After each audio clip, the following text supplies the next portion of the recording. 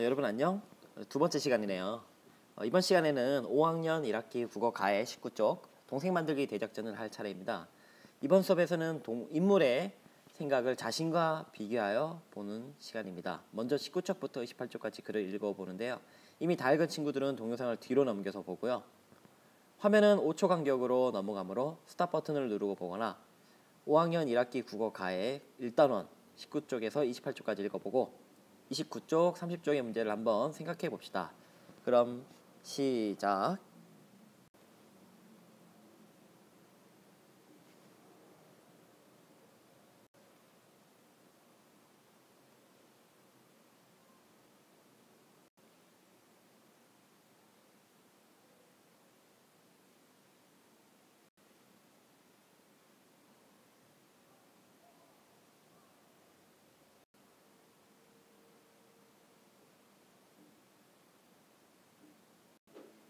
자, 다 읽어봤나요? 그럼 29쪽 문제를 한번 같이 보겠습니다.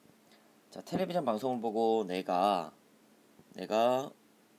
어머니께 어린이들을 훈훈하자고 말씀드린 까닭은 무엇입니까? 나는데요. 이 부분을 어디서 찾을 수 있나요? 스탑 버튼을 누르고 한번 찾아볼까요? 네, 21쪽 13번째 줄에서 16번째 줄이 여기에 해당되겠죠. 피부색이 다른 동생이 생기는 멋진 일이고 친구들이 부러워할 것 같고 그래서 어린이들을 후원해주고 싶다 이렇게 했죠. 자, 둘째, 내가 지우를 후원하기 위하여 지훈의 집에 가서 한 행동은 무엇입니까? 이것도 마찬가지로 스탑 버튼 한번 누르고 찾아볼까요? 어디서 찾을 수 있을까요? 예, 24쪽 마지막 문장, 나는 수학책을 펼쳐 숙제 표시된 곳을 확인했다 라는 문장을 보고 그 이후의 대화와 행동을 봤을 때 지우의 수학 숙제를 도와줬네요. 또 26쪽 7번째 줄과 15번째 줄에서 16번째 줄을 보니까 아침에 지우를 깨워주고 씻기고 머리를 빗겨주는 등 등교 준비도 도와주었어요. 여러분도 할 수 있을까요? 자, 셋째, 내가 우산이 없을까봐 기다렸다는 지우의 말을 듣고 나는 어떤 생각이나 느낌이 들었을까요? 이 부분도 역시 스탑 버튼을 누르고 한번 찾아보겠습니다. 27쪽 19번째 줄에서 20번째 줄에서 볼 수 있듯이 기분이 이상해지고 코가 찌르르 했답니다. 여러분들은 언제 코가 찌르르해지나요? 선생님은 눈물이 날 것 같은 감동이 밀려들었을 때 눈물을 꾹 참으면서 그때 이제 코가 찌르르해집니다. 여러분도 그런 경험이 있나요?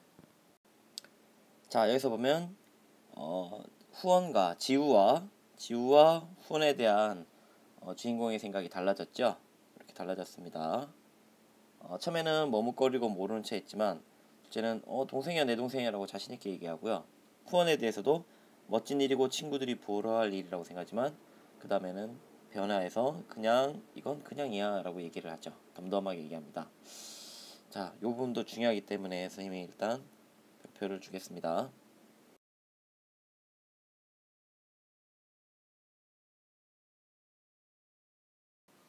자, 그러면 스탑 버튼을 누르고 다음 교과서 30쪽에 나와 하나의 생각에 대해 여러분의 생각을 한번 교과서에 써봅시다.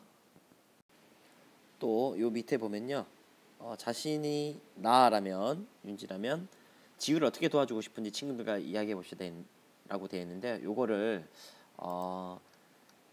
대화보다는 이 이야기의 뒷부분에서 윤지가 지우에게 어떻게 하게 될지, 윤지가 즉 나가 되겠죠. 내가 지우에게 어떻게 했을까, 또 어떤 말을 했을까, 어떤 대화를 했을까 한번 상상해서 짧은 글을 한번 써보도록 합니다. 대화글도 넣어보고요. 이 부분 중요합니다. 예, 이 부분 중요하기 때문에 쌤이 별표 주겠습니다. 다음은 5학년 1학기 국어 가해 31쪽 7발 19발을 할 차례입니다.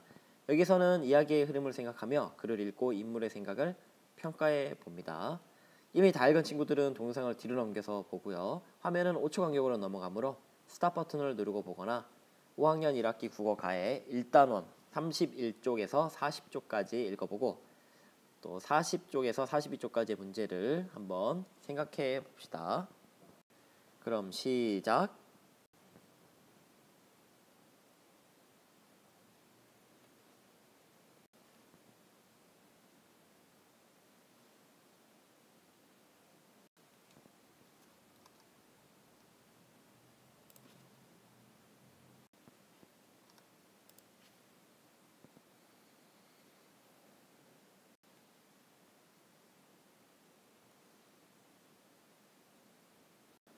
자, 다 읽어봤나요? 그러면 40쪽 문제를 한번 선생님과 같이 볼까요? 이 부분.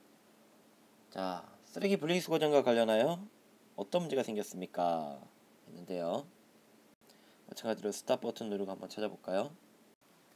예, 31쪽 9번째 줄에서 11번째 줄까지 해서 어떤 문제인지 알 수 있죠?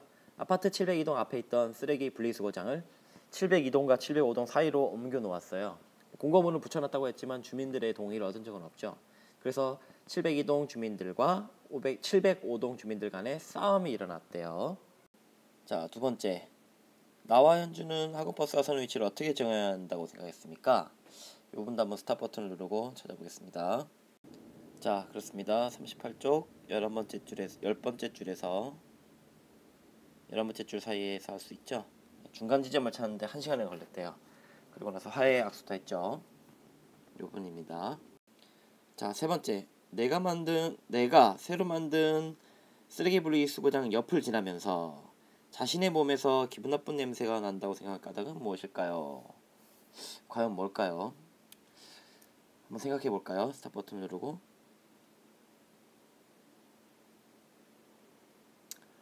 선생님은 서로 어떤 소통하고 양보하고 그랬어야 되는데 그런 어떤 중간 지점 두 사람 사이에 중간 지점을 찾지 않고, 그죠? 중간 지점을 찾지 않고 서로 자기의 이익만 챙기려는 그런 어른들의 마음이 이 주인공의 마음 속에도 들어갔기 때문에, 그죠? 스며들었기 때문이 아닐까. 그러다 보니까 현주랑도 다투게 됐죠, 둘이서. 그죠? 네, 여러분 한번 생각해보고 간략하게 써보도록 합시다. 예, 요 문제들 다 중요하므로 선생님이 검은색 말고 빨간색으로 별표 이렇게 치겠습니다.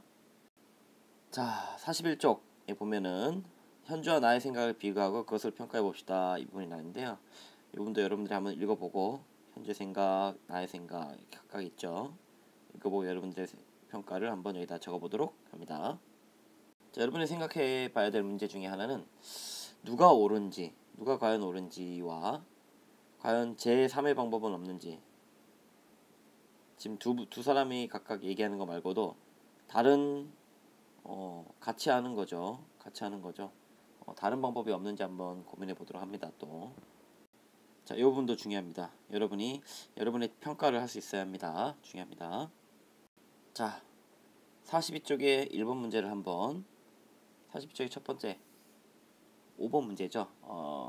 주인공은 어제는 쓰레기 분리수거장을 양쪽에 따졌을 때 한쪽은 87발짝, 한쪽은 8발짝 해서 7발짝 차이가 나므로 공평하다라고 생각했는데요. 근데 오늘 재보니까 74발짝 그리고 93발짝이라서 19발짝 차이나 나니까 불공평하다라고 생각했습니다. 그죠? 여러분은 어떻게 생각하나요? 그거서 빈 공간에 부분에 한번 간략히 써봅니다. 또 그 두 번째 문제에 대해서 여러분들은 그 어른들의 문제 해결 방법과 아이들의 문제 해결 방법, 어른들의 방법과 아이들의 방법이 있는데요. 어느 것이 더 타당하다고 생각합니까? 또 왜 그렇게 생각했을까요? 왜?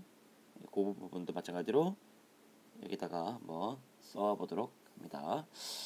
뭐 여러 가지 방법이 있겠지만 그 중에 힌트를 주자면 7발, 19발 글 중에서도 두 글자로 나와 있는데요. 우리 특히 이제 선거 때 좀 많이 하죠.